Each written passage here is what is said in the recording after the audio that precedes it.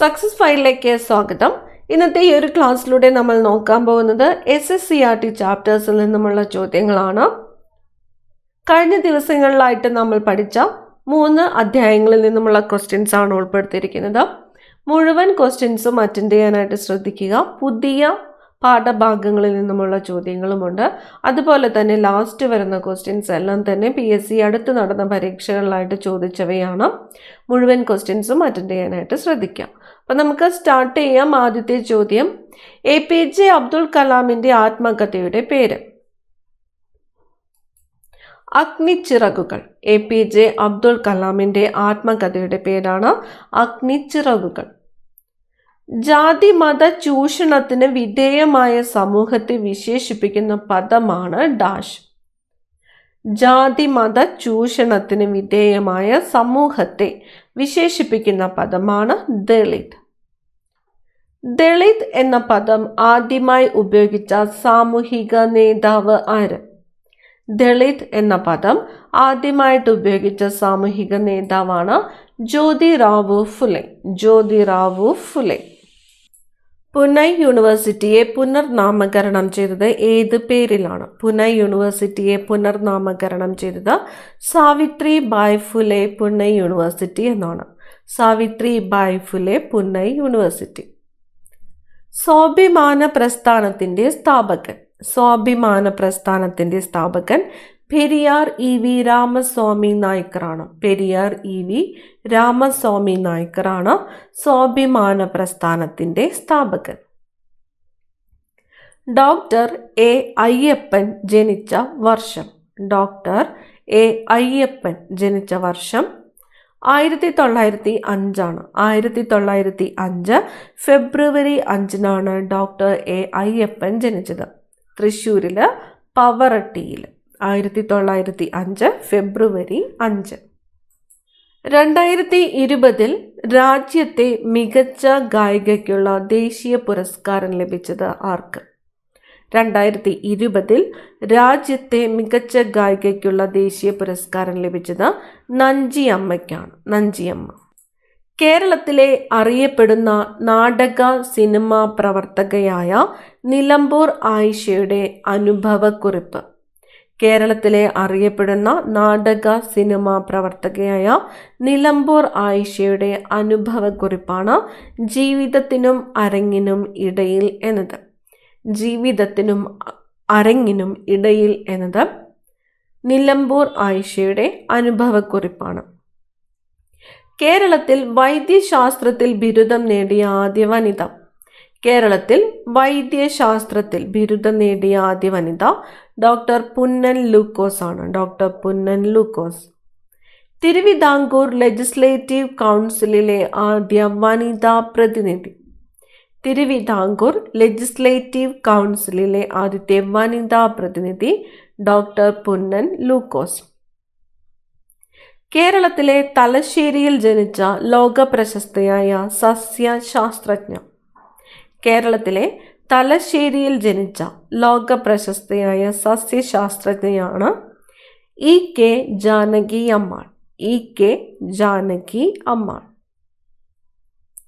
Botanical survey of ഇന്ത്യയുടെ ആദ്യ director general? Botanical survey of ഇന്ത്യയുടെ ആദ്യത്തെ ഡയറക്ടർ ജനറൽ EK ജാനകി അമ്മാളാണ്. EK ജാനകി അമ്മാൾ. ഭിന്നശേഷിയുള്ള അത്ലറ്റുകൾ മത്സരിക്കുന്ന അന്താരാഷ്ട്ര കായിക മത്സരം? ഭിന്നശേഷിയുള്ള അത്ലറ്റുകൾ മത്സരിക്കുന്ന അന്താരാഷ്ട്ര കായിക മത്സരമാണ് പാരാലിമ്പിക്സ്. പാരാലിമ്പിക്സ്. പാരാലിമ്പിക്സ് ആരംഭിച്ച വർഷം? പാരാലിമ്പിക്സ് ആരംഭിച്ച വർഷം 1948 ആണ്. 1948 പാരാലിമ്പിക്സ് ആരംഭിച്ചത്.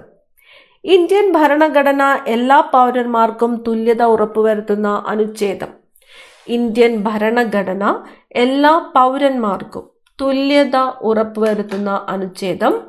അനുച്ഛേദം 14 അനുച്ഛേദം 14 ഇന്ത്യൻ ഭരണഘടന എല്ലാ പൗരന്മാർക്കും തുല്യത ഉറപ്പുവരുത്തുന്ന അനുച്ഛേദം. അനുച്ഛേദം 14. മതം, വംശം, ജാതി, ലിംഗഭേദം, ജനിച്ച സ്ഥലം എന്നിവയുടെ പേരിൽ യാതൊരു വിവേചനവും പാടില്ല എന്ന് ഭരണഘടന അനുശാസിക്കുന്ന അനുച്ഛേദം ഏതാണ്? മതം, വംശം, ജാതി, ലിംഗഭേദം, ജനിച്ച സ്ഥലം എന്നിവയുടെ പേരിൽ യാതൊരു വിവേചനവും പാടില്ല എന്ന് ഭരണഘടന അനുശാസിക്കുന്ന അനുച്ഛേദമാണ് അനുച്ഛേദം 15. എടയ്ക്കൽ ഗുഹ സ്ഥിതി ചെയ്യുന്ന ജില്ല. എടയ്ക്കൽ ഗുഹ സ്ഥിതി ചെയ്യുന്ന ജില്ല വയനാടാണ്. വയനാട് ജില്ലയിലെ അമ്പുകുത്തി മലയിലാണ് എടയ്ക്കൽ ഗുഹ സ്ഥിതി ചെയ്യുന്നത്. വയനാട്. ശിലകൾ, ലോഹത്തകിടുകൾ, ഓലകൾ തുടങ്ങിയവയിലെ എഴുത്തുകളെക്കുറിച്ചുള്ള പഠനം അറിയപ്പെടുന്നത്. ശിലകൾ, ലോഹത്തകിടുകൾ, ഓലകൾ തുടങ്ങിയവയിലെ എഴുത്തുകളെക്കുറിച്ചുള്ള പഠനം അറിയപ്പെടുന്നത് എപ്പിഗ്രാഫി എന്നാണ്. എപ്പിഗ്രാഫി. കേരളത്തിലെ ഏറ്റവും വലിയ കോട്ട ഏതാണ്? കേരളത്തിലെ ഏറ്റവും വലിയ കോട്ട ബേക്കൽ കോട്ടയാണ്. ബേക്കൽ കോട്ട. കേരളത്തിലെ ഏറ്റവും വലിയ കോട്ടയായ ബേക്കൽ കോട്ട സ്ഥിതി ചെയ്യുന്ന ജില്ല ഏതാണ്? കേരളത്തിലെ ഏറ്റവും വലിയ കോട്ടയായ ബേക്കൽ കോട്ട സ്ഥിതി ചെയ്യുന്നത് കാസർഗോഡ് ജില്ലയിലാണ്. കാസർഗോഡ് ജില്ലയിലെ പള്ളിക്കര വില്ലേജിലാണ് ബേക്കൽ കോട്ട സ്ഥിതി ചെയ്യുന്നത്. കാസർഗോഡ് ജില്ലയിലെ പള്ളിക്കര വില്ലേജ്. നാണയങ്ങളെക്കുറിച്ചുള്ള പഠനം അറിയപ്പെടുന്നത്. നാണയങ്ങളെക്കുറിച്ചുള്ള പഠനമാണ് ന്യൂമിസ്മാറ്റിക്സ്. ന്യൂമിസ്മാറ്റിക്സ്. നാണയങ്ങളെക്കുറിച്ചുള്ള പഠനമാണ് ന്യൂമിസ്മാറ്റിക്സ്.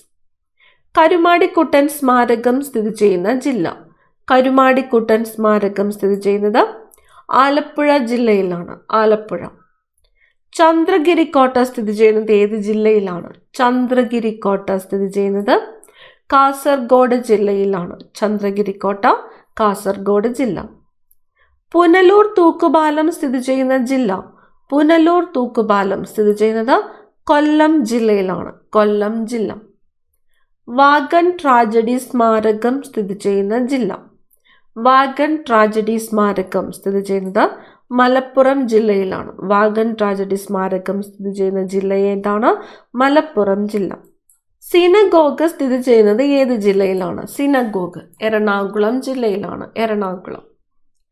കോഴിക്കോട് ഭരണം നടത്തിയിരുന്ന സാമൂതിരിമാരുടെ നാവികപ്പടയുടെ തലവന്മാരായിരുന്നത് കുഞ്ഞാലി മരയ്ക്കാന്മാരാണ്. കുഞ്ഞാലി മരയ്ക്കാന്മാരാണ് കോഴിക്കോട് ഭരണം നടത്തിയിരുന്ന സാമൂതിരിമാരുടെ നാവികപ്പടയുടെ തലവന്മാരായിരുന്നത്. കുഞ്ഞാലി മരയ്ക്കാന്മാർ. ഫത്ഹുൽ മുബീൻ വ്യക്തമായ വിജയം. ഫത്ഹുൽ മുബീൻ 16-ാം നൂറ്റാണ്ടിൽ എഴുതിയ ഈ അറബി കാവ്യം രചിച്ചത് ആരാണ്? ഗാസി മുഹമ്മദ് ആണ്. ഫത്ഹുൽ മുബീൻ അറബി കാവ്യമാണ്. 16-ാം നൂറ്റാണ്ടിൽ എഴുതിയ ഈ അറബി കാവ്യം രചിച്ചത് ഗാസി മുഹമ്മദ് ആണ്. കുളച്ചൽ യുദ്ധം നടന്ന വർഷം ഏതാണ്? കുളച്ചൽ യുദ്ധം 1741 കുളച്ചൽ യുദ്ധം നടന്നത്. 1741 കുളച്ചൽ യുദ്ധം. കുളച്ചൽ യുദ്ധത്തിൽ മാർത്താണ്ഡവർമ്മ പരാജയപ്പെടുത്തിയ വിദേശ ശക്തി ഏതാണ്? കുളച്ചൽ യുദ്ധത്തിൽ മാർത്താണ്ഡവർമ്മ പരാജയപ്പെടുത്തിയത് ആരെയാണ്? ഡച്ചുകാരെയാണ്. ഡച്ചുകാർ. കർണാട്ടിക് യുദ്ധങ്ങൾ നടന്നത് ആരൊക്കെ തമ്മിലാണ്? കർണാട്ടിക് യുദ്ധങ്ങൾ നടന്നത് ഇംഗ്ലീഷുകാരും ഫ്രഞ്ചുകാരും തമ്മിലാണ്. ഇംഗ്ലീഷുകാരും ഫ്രഞ്ചുകാരും തമ്മിലാണ് കർണാട്ടിക് യുദ്ധങ്ങൾ നടന്നത്. ബ്രിട്ടീഷുകാർക്കെതിരെ കേരളത്തിൽ നടന്ന ആദ്യത്തെ സംഘടിത കലാപം. ബ്രിട്ടീഷുകാർക്കെതിരെ കേരളത്തിൽ നടന്ന ആദ്യത്തെ സംഘടിത കലാപമാണ് ആറ്റിങ്ങൽ കലാപം. ബ്രിട്ടീഷുകാർക്കെതിരെ കേരളത്തിൽ നടന്ന ആദ്യത്തെ കലാപം ഏത് എന്ന് ചോദിച്ചാൽ അഞ്ചുതെങ്ങ് കലാപമാണ്. ആദ്യത്തെ സംഘടിത കലാപം ഏത് എന്ന് ചോദിച്ചാൽ ആറ്റിങ്ങൽ കലാപമാണ്. ആറ്റിങ്ങൽ കലാപം നടന്ന വർഷം 1721. ആറ്റിങ്ങൽ കലാപം നടന്ന വർഷം ഏതാണ്? 1721. മലബാർ ബ്രിട്ടീഷുകാർക്ക് ലഭിക്കുവാൻ ഇടയാക്കിയ സന്ധി ഏതാണ്? മലബാർ ബ്രിട്ടീഷുകാർക്ക് ലഭിക്കുവാൻ ഇടയാക്കിയ സന്ധിയാണ് ശ്രീരംഗപട്ടണം സന്ധി. ശ്രീരംഗപട്ടണം സന്ധി. ശ്രീരംഗപട്ടണം സന്ധി ഒപ്പിട്ട വർഷം ഏതാണ്? ശ്രീരംഗപട്ടണം സന്ധി ഒപ്പിട്ടത് 1792 1792 ശ്രീരംഗപട്ടണം സന്ധി ഒപ്പിട്ടത്. കേരളം പൂർണ്ണമായും ബ്രിട്ടീഷ് ആധിപത്യത്തിന് കീഴിലായത് ഏത് നൂറ്റാണ്ടോടെയാണ്? കേരളം പൂർണ്ണമായിട്ടും ബ്രിട്ടീഷ് ആധിപത്യത്തിന് കീഴിലായത് 18ാം നൂറ്റാണ്ടോടെയാണ്. 18ാം നൂറ്റാണ്ട്. കേരള സിംഹം എന്നറിയപ്പെട്ടത് പഴശ്ശിരാജയാണ്. പഴശ്ശിരാജയാണ് കേരള സിംഹം എന്ന് അറിയപ്പെട്ടത്. ബ്രിട്ടീഷ് രേഖകളിൽ പൈച്ചി രാജ എന്നും കൊട്ടിയോട്ട് രാജ എന്നും വിശേഷിപ്പിക്കപ്പെട്ടിരുന്നത് ആരാണ്? പഴശ്ശിരാജയാണ്. ബ്രിട്ടീഷ് രേഖകളിൽ കൊട്ടിയോട്ട് രാജ എന്ന് വിശേഷിപ്പിക്കപ്പെട്ടിരുന്നത് ആരാണ് എന്ന് ചോദിക്കാറുണ്ട്. ആരാണ്? പഴശ്ശിരാജയാണ്. പഴശ്ശി രാജാവിന്റെ ജീവിതം ഇതിവൃത്തമാക്കി കേരള സിംഹം എന്ന പേരിൽ ചരിത്ര നോവൽ എഴുതിയതാരാണ്? സർദാർ KM പണിക്കറാണ്. പഴശ്ശി രാജാവിന്റെ ജീവിതം ഇതിവൃത്തമാക്കിയിട്ട് കേരള സിംഹം എന്ന പേരിൽ ചരിത്ര നോവൽ എഴുതിയത് സർദാർ KM പണിക്കർ. പഴശ്ശിരാജ മരണപ്പെട്ട ദിവസം ഏതാണ്? പഴശ്ശിരാജ മരണപ്പെട്ട ദിവസം 1805 നവംബർ 30 1805 നവംബർ 30 പഴശ്ശിരാജ മരണപ്പെട്ട ദിവസം.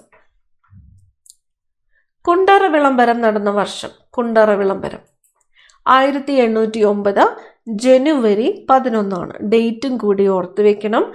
1809 ജനുവരി 11 കുണ്ടറ വിളംബരം നടന്നത്. കുണ്ടറ വിളംബരം നടത്തിയതാരാണ്? കുണ്ടറ വിളംബരം നടത്തിയത് വേലുത്തമ്പി ദളവ. കേരളത്തിലെ ആദ്യത്തെ റെയിൽവേ പാത നിർമ്മിച്ചത് ആരാണ്? കേരളത്തിലെ ആദ്യത്തെ റെയിൽവേ പാത നിർമ്മിച്ചത് ബ്രിട്ടീഷുകാരാണ്. ബ്രിട്ടീഷുകാരാണ് കേരളത്തിലെ ആദ്യത്തെ റെയിൽ പാത നിർമ്മിച്ചത്. കേരളത്തിലെ ആദ്യത്തെ റെയിൽവേ പാത നിലവിൽ വന്ന വർഷം 1861. കേരളത്തിലെ ആദ്യത്തെ റെയിൽവേ പാത നിലവിൽ വന്നത് ഏത് വർഷമാണ്? 1861. കേരളത്തിലെ ആദ്യത്തെ റെയിൽവേ പാത എവിടെ മുതൽ എവിടെ വരെയായിരുന്നു? ബേപ്പൂർ മുതൽ തിരൂർ വരെയായിരുന്നു കേരളത്തിലെ ആദ്യത്തെ റെയിൽവേ പാത. ബേപ്പൂർ മുതൽ തിരൂർ വരെ. മാപ്പിള കലാപങ്ങളെക്കുറിച്ച് അന്വേഷിക്കാൻ നിയോഗിച്ച കമ്മീഷൻ? മാപ്പിള കലാപങ്ങളെക്കുറിച്ച് അന്വേഷിക്കാനായിട്ട് നിയോഗിച്ചത് ലോഗൻ കമ്മീഷനെയാണ്. ലോഗൻ കമ്മീഷൻ. മാപ്പിള കലാപങ്ങളെക്കുറിച്ച് അന്വേഷിക്കാൻ നിയോഗിച്ച കമ്മീഷനാണ് ലോഗൻ കമ്മീഷൻ. മലബാർ കുടിയായ്മ നിയമം നടപ്പിലാക്കിയ വർഷം? മലബാർ കുടിയായ്മ നിയമം നടപ്പിലാക്കിയ വർഷം 1929. 1929. 1929 മലബാർ കുടിയായ്മ നിയമം നടപ്പിലാക്കിയത് ഏത് കമ്മീഷന്റെ ശുപാർശയുടെ അടിസ്ഥാനത്തിലാണ്?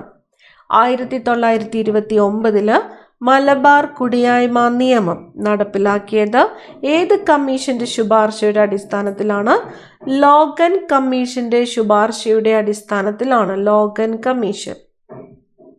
തിരുവിതാംകൂർ സർക്കാർ പണ്ടാരപ്പാട്ട് വിളംബരം പുറപ്പെടുവിച്ച വർഷം ഏതാണ്?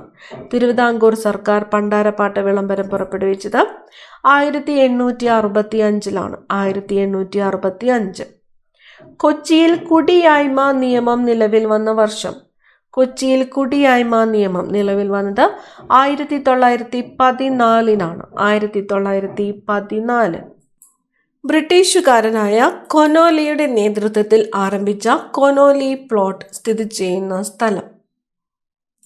നിലമ്പൂരാണ്. ബ്രിട്ടീഷുകാരനായ കൊനോലിയുടെ നേതൃത്വത്തിൽ ആരംഭിച്ച കൊനോലി പ്ലോട്ട് സ്ഥിതി ചെയ്യുന്നത് നിലമ്പൂർ. കേരളത്തിൽ ആദ്യത്തെ കയർ ഫാക്ടറി സ്ഥാപിതമായ വർഷം? കേരളത്തിൽ ആദ്യത്തെ കയർ ഫാക്ടറി സ്ഥാപിതമായത് 1859. 1859. 1859 എവിടെയാണ് ആദ്യത്തെ കയർ ഫാക്ടറി സ്ഥാപിതമായത്? 1859 കേരളത്തിൽ എവിടെയാണ് ആദ്യത്തെ കയർ ഫാക്ടറി സ്ഥാപിതമായത്? ആലപ്പുഴയിലാണ്.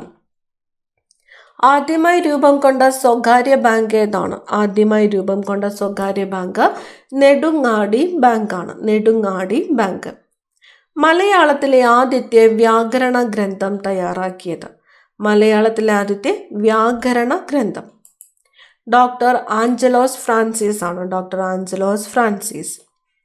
മലയാളത്തിലെ ആദ്യത്തെ നിഘണ്ടു രൂപപ്പെടുത്തിയത് ആരാണ്? നിഘണ്ടു അർണോസ് പാദ്രിയാണ്. അർണോസ് പാദ്രി. മലയാളത്തിൽ അച്ചടിച്ച ആദ്യത്തെ സമ്പൂർണ്ണ ഗ്രന്ഥം. മലയാളത്തിൽ അച്ചടിച്ച ആദ്യത്തെ സമ്പൂർണ്ണ ഗ്രന്ഥമാണ് സംക്ഷേപ വേദാർത്ഥം. സംക്ഷേപ വേദാർത്ഥം. കേരളത്തിൽ ലണ്ടൻ മിഷൻ സൊസൈറ്റിയുടെ പ്രവർത്തന മേഖലയായിരുന്നത് തിരുവിതാംകൂർ ആണ്. കേരളത്തിൽ ലണ്ടൻ മിഷൻ സൊസൈറ്റിയുടെ പ്രവർത്തന മേഖലയായിരുന്നത് തിരുവിതാംകൂർ. കേരളത്തിൽ ചർച്ച് മിഷൻ സൊസൈറ്റിയുടെ പ്രവർത്തന മേഖലകൾ കൊച്ചിയും തിരുവിതാംകൂറുമായിരുന്നു. Church mission society Kochi, Thiruvithamkur. Basel evangelical മിഷന്റെ പ്രവർത്തന മേഖലയായിരുന്നത് മലബാർ ആണ്. ബാസൽ ഇവാഞ്ചലിക്കൽ മിഷന്റെ പ്രവർത്തന മേഖല മലബാർ. കേരളത്തിൽ അച്ചടി ആരംഭിക്കാൻ കാരണമായത് ഏത് വിദേശ ശക്തിയുടെ പരിശ്രമ ഫലമായാണ്? അച്ചടി. യൂറോപ്യന്മാരാണ്. യൂറോപ്യന്മാർ. 1817 പ്രൈമറി വിദ്യാഭ്യാസം സൗജന്യമാക്കിക്കൊണ്ട് വിളംബരം പുറപ്പെടുവിച്ച തിരുവിതാംകൂർ ഭരണാധികാരി ഗൗരി പാർവതി ഭായ് ആണ്. വർഷം ഏതാണ്? 1817 നോട്ട് ചെയ്ത് വെക്കുക. 1817 പ്രൈമറി വിദ്യാഭ്യാസം സൗജന്യമാക്കിക്കൊണ്ട് വിളംബരം പുറപ്പെടുവിച്ച തിരുവിതാംകൂർ ഭരണാധികാരിയാണ് ഗൗരി പാർവതി ഭായ്. കേരളത്തെ ഭ്രാന്താലയം എന്ന് വിശേഷിപ്പിച്ചത് സ്വാമി വിവേകാനന്ദനാണ്. സ്വാമി വിവേകാനന്ദൻ. സമത്വ സമാജം സ്ഥാപിച്ചത്? സമത്വ സമാജം വൈകുണ്ഠസ്വാമികളാണ്. വൈകുണ്ഠസ്വാമികൾ. സാധുജന പരിപാലന സംഘം സ്ഥാപിച്ചത് അയ്യങ്കാളിയാണ്. അയ്യങ്കാളി. തിരുവിതാംകൂർ മുസ്ലിം മഹാജനസഭ സ്ഥാപിച്ചത് വക്കം അബ്ദുൽ ഖാദർ മൗലവി. തിരുവിതാംകൂർ മുസ്ലിം മഹാജനസഭ വക്കം അബ്ദുൽ ഖാദർ മൗലവി. ആത്മവിദ്യാസംഘം. ആത്മവിദ്യാസംഘം സ്ഥാപിച്ചത് വാഗ്ബടാനന്ദനാണ്. വാഗ്ബടാനന്ദൻ. സഹോദര പ്രസ്ഥാനത്തിന് നേതൃത്വം കൊടുത്തത് സഹോദരൻ അയ്യപ്പനാണ്. സഹോദരൻ അയ്യപ്പൻ. സഹോദര പ്രസ്ഥാനം. അരയ സമാജം സ്ഥാപിച്ചത്? അരയ സമാജം പണ്ഡിറ്റ് കെ പി കറുപ്പനാണ്. Pandit K P Karuppan. Araya Samajam. Nair service society സ്ഥാപിച്ചത്? നായർ സർവീസ് സൊസൈറ്റി മന്നത്ത് പത്മനാഭനാണ്. Mannath Padmanabhan. Yogakshema Sabha V T ഭട്ടതിരിപ്പാടാണ്. Yogakshema Sabha V T Bhattathiripad.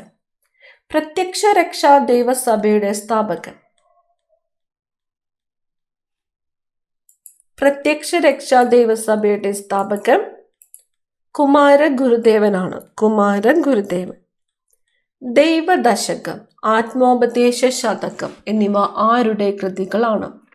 Daivadasakam Sreenarayana ഗുരുവിൻ്റെ കൃതിയാണ്. ആത്മോപദേശ ശതകം ശ്രീനാരായണ ഗുരുവിൻ്റെ കൃതിയാണ്. ചാന്നാർ കലാപം നടന്ന വർഷം?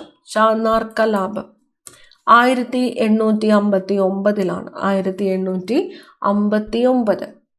ശ്രീനാരായണ ഗുരു അരുവിപ്പുറത്ത് ശിവപ്രതിഷ്ഠ നടത്തിയ വർഷം? 1888. ശ്രീനാരായണ ഗുരു അരുവിപ്പുറത്ത് ശിവപ്രതിഷ്ഠ നടത്തിയ വർഷം 1888. ജാതിഭേദം മതദ്വേഷമേതുമില്ലാതെ സർവരും സോദരതേന വാഴുന്ന മാതൃകാ സ്ഥാപനമാണിത് എന്ന് രേഖപ്പെടുത്തിയിരിക്കുന്നത് ഏത് ക്ഷേത്രത്തിന് മുന്നിലാണ്? അരുവിപ്പുറം ക്ഷേത്രത്തിന് മുന്നിലാണ്. അരുവിപ്പുറം ക്ഷേത്രം. ജാതിഭേദം മതദ്വേഷം ഏതുമില്ലാതെ സർവരും സോദരതേന വാഴുന്ന മാതൃകാ സ്ഥാപനമാണിത് എന്ന് രേഖപ്പെടുത്തിയിരിക്കുന്നത് അരുവിപ്പുറം ക്ഷേത്രം. വിദ്യ കൊണ്ട് പ്രബുദ്ധരാകുവാനും സംഘടന കൊണ്ട് ശക്തരാകുവാനും ഉത്ബോധിപ്പിച്ചത് ശ്രീനാരായണ ഗുരുവാണ്. വിദ്യ കൊണ്ട് പ്രബുദ്ധരാകുക, സംഘടന കൊണ്ട് ശക്തരാകുക. ശ്രീനാരായണ ഗുരു. വാദിക്കാനും ജയിക്കുവാനുമല്ല, അറിയുവാനും അറിയിക്കുവാനുമാണ് എന്ന് പ്രഖ്യാപിച്ചത് ശ്രീനാരായണ ഗുരുവാണ്. വാദിക്കാനും ജയിക്കുവാനുമല്ല, അറിയുവാനും അറിയിക്കാനുമാണ് എന്ന് പ്രഖ്യാപിച്ചത് ശ്രീനാരായണ ഗുരു. സഞ്ചാര സ്വാതന്ത്ര്യത്തിനായി കേരളത്തിൽ നടന്ന പ്രക്ഷോഭങ്ങളിൽ പ്രധാനപ്പെട്ടത് വൈക്കം സത്യാഗ്രഹമാണ്. വൈക്കം സത്യാഗ്രഹം എന്തിനു വേണ്ടിയിട്ടുള്ളതായിരുന്നു? സഞ്ചാര സ്വാതന്ത്ര്യത്തിന് വേണ്ടിയിട്ടുള്ളതായിരുന്നു. വൈക്കം സത്യാഗ്രഹം നടന്ന വർഷം. വൈക്കം സത്യാഗ്രഹം നടന്നത് 1924 1924. വൈക്കം സത്യാഗ്രഹത്തിന് നേതൃത്വം കൊടുത്തത് ടി കെ മാധവനാണ്. വൈക്കം സത്യാഗ്രഹത്തോട് അനുഭാവം പ്രകടിപ്പിച്ച് സവർണ ജാഥ സംഘടിപ്പിച്ചത് മന്നത്ത് പത്മനാഭൻ. ഏത് സത്യാഗ്രഹത്തോട് അനുഭാവം പ്രകടിപ്പിച്ചാണ് മന്നത്ത് പത്മനാഭൻ സവർണ ജാഥ സംഘടിപ്പിച്ചത് എന്ന് ചോദിക്കാറുണ്ട്. ഏത് സത്യാഗ്രഹമാണ്? വൈക്കം സത്യാഗ്രഹമാണ്. ഗുരുവായൂർ സത്യാഗ്രഹം നടന്ന വർഷം. ഗുരുവായൂർ സത്യാഗ്രഹം 1931. 1931. ഗുരുവായൂർ സത്യാഗ്രഹത്തിന് നേതൃത്വം കൊടുത്തത് ആരാണ്? കെ കേളപ്പനാണ്. ഗുരുവായൂർ സത്യാഗ്രഹത്തിന് നേതൃത്വം കൊടുത്തത് കെ കേളപ്പൻ. ഗുരുവായൂർ സത്യാഗ്രഹത്തിന്റെ വളണ്ടിയർ ക്യാപ്റ്റൻ ആരായിരുന്നു? വളണ്ടിയർ ക്യാപ്റ്റൻ എ കെ ഗോപാലനായിരുന്നു. ഗുരുവായൂർ സത്യാഗ്രഹത്തിന്റെ വളണ്ടിയർ ക്യാപ്റ്റൻ ആയിരുന്നത് എ കെ ഗോപാലൻ. ക്ഷേത്രപ്രവേശന വിളംബരം പുറപ്പെടുവിച്ച വർഷം. ക്ഷേത്രപ്രവേശന വിളംബരം 1936 നവംബർ 12. 1936 നവംബർ 12 ക്ഷേത്രപ്രവേശന വിളംബരം പുറപ്പെടുവിച്ചത്. മലബാർ ജില്ലാ കോൺഗ്രസിന്റെ പ്രഥമ സമ്മേളനം നടന്നത് എവിടെ വെച്ചാണ്? മലബാർ ജില്ലാ കോൺഗ്രസിന്റെ പ്രഥമ സമ്മേളനം പാലക്കാട് വെച്ചാണ് നടന്നത്. പാലക്കാട്. 1916 പാലക്കാട് വെച്ച് നടന്ന മലബാർ ജില്ലാ കോൺഗ്രസിന്റെ പ്രഥമ സമ്മേളനത്തിൽ അധ്യക്ഷത വഹിച്ചത് ആര്? ആനി ബസന്റ് ആണ്. 1916 പാലക്കാട് വെച്ച് നടന്ന മലബാർ ജില്ലാ കോൺഗ്രസിന്റെ പ്രഥമ സമ്മേളനത്തിൽ അധ്യക്ഷത വഹിച്ചത് ആനി ബസന്റ്. മലബാർ കലാപം നടന്ന വർഷം. മലബാർ കലാപം 1921. 1921. 1930 പയ്യന്നൂരിൽ ഉപ്പ് സത്യാഗ്രഹത്തിന് നേതൃത്വം നൽകിയത്. പയ്യന്നൂരിലെ ഉപ്പ് സത്യാഗ്രഹത്തിന് നേതൃത്വം നൽകിയത് കെ കേളപ്പനാണ്. കെ കേളപ്പൻ. 1930 കോഴിക്കോട് ഉപ്പ് സത്യാഗ്രഹത്തിന് നേതൃത്വം നൽകിയത് ആരാണ്? കോഴിക്കോട് മുഹമ്മദ് അബ്ദുറഹ്മാൻ ആണ്. മുഹമ്മദ് അബ്ദുറഹ്മാൻ. ഇന്ത്യൻ നാഷണൽ കോൺഗ്രസിന്റെ അധ്യക്ഷ പദവിയിലിരുന്ന ഒരേ ഒരു മലയാളി ആരാണ്? ഇന്ത്യൻ നാഷണൽ കോൺഗ്രസിന്റെ അധ്യക്ഷ പദവിയിലിരുന്ന ഒരേ ഒരു മലയാളി ചേറ്റൂർ ശങ്കരൻ നായരാണ്. ചേറ്റൂർ ശങ്കരൻ നായർ. ഗാന്ധിയൻ സമരമാർഗങ്ങളോട് കടുത്ത വിയോജിപ്പ് പ്രകടിപ്പിച്ച് ഗാന്ധിയും അരാജകത്വവും എന്ന ഗ്രന്ഥം രചിച്ചത് ചേറ്റൂർ ശങ്കരൻ നായരാണ്. ഗ്രന്ഥത്തിന്റെ പേര് ഗാന്ധിയും അരാജകത്വവും. രചിച്ചത് ചേറ്റൂർ ശങ്കരൻ നായർ. സർക്കാർ ജോലികളിൽ തിരുവിതാംകൂറുകാർക്ക് മതിയായ പ്രാതിനിധ്യം ആവശ്യപ്പെട്ട് ബാരിസ്റ്റർ ജി പി പിള്ളയുടെ നേതൃത്വത്തിൽ, ആരുടെ നേതൃത്വത്തിലാണ്? ബാരിസ്റ്റർ ജി പി പിള്ളയുടെ നേതൃത്വത്തിൽ 10,000-ലധികം പേർ ഒപ്പിട്ട മലയാളി മെമ്മോറിയൽ മഹാരാജാവിന് സമർപ്പിച്ച വർഷം 1891. Malayali memorial 1891. Barrister G P പിള്ളയുടെ നേതൃത്വത്തിൽ. ഡോക്ടർ പൽപ്പു ഈഴവർ അനുഭവിക്കുന്ന പ്രയാസങ്ങൾ ചൂണ്ടിക്കാണിച്ച് ഈഴവ മെമ്മോറിയൽ സമർപ്പിച്ച വർഷം. ഈഴവ മെമ്മോറിയൽ ഡോക്ടർ പൽപ്പു സമർപ്പിച്ചത് 1896. 1896. നിവർത്തന പ്രക്ഷോഭം ആരംഭിച്ച വർഷം. നിവർത്തന പ്രക്ഷോഭം 1932. 1932 നിവർത്തന പ്രക്ഷോഭം ആരംഭിച്ചത്. 1932 നിവർത്തന പ്രക്ഷോഭം ആരംഭിച്ചത്. സർക്കാർ ഉദ്യോഗങ്ങളിലും നിയമസഭയിലും ജനസംഖ്യാനുപാതികമായി സംവരണം വേണമെന്നാവശ്യപ്പെട്ട് ക്രിസ്ത്യൻ, മുസ്ലിം, ഈഴവ സമുദായക്കാർ 1932 നിവർത്തന പ്രക്ഷോഭം ആരംഭിച്ചു. N V Joseph, P K Kunju, C Kesavan എന്നിവരുടെ നേതൃത്വത്തിലാണ് ഉത്തരവാദിത്ത ഭരണത്തിനായുള്ള ഈ സമരം നടന്നത്. ഈ പോയിന്റ്സും കൂടി ഓർത്തു വെക്കണം. ക്രിസ്ത്യൻ മുസ്ലിം ഈഴവ സമുദായക്കാർ 1932. നേതൃത്വം നൽകിയത് NV ജോസഫ്, PK കുഞ്ഞ്, C കേശവൻ. വർഷം 1932. തിരുവിതാംകൂർ സ്റ്റേറ്റ് കോൺഗ്രസിന് രൂപം കൊണ്ടപ്പോൾ പ്രസിഡന്റ് ആരായിരുന്നു? തിരുവിതാംകൂർ സ്റ്റേറ്റ് കോൺഗ്രസ് രൂപം കൊണ്ടപ്പോൾ പ്രസിഡന്റ് ആയിരുന്നത് പട്ടം താണുപിള്ള. പുന്നപ്ര വയലാർ സമരം നടന്ന വർഷം? പുന്നപ്ര വയലാർ സമരം 1946. 1946. മലബാറിൽ ദേശീയ പ്രക്ഷോഭത്തിന് നേതൃത്വം നൽകിയ വനിത?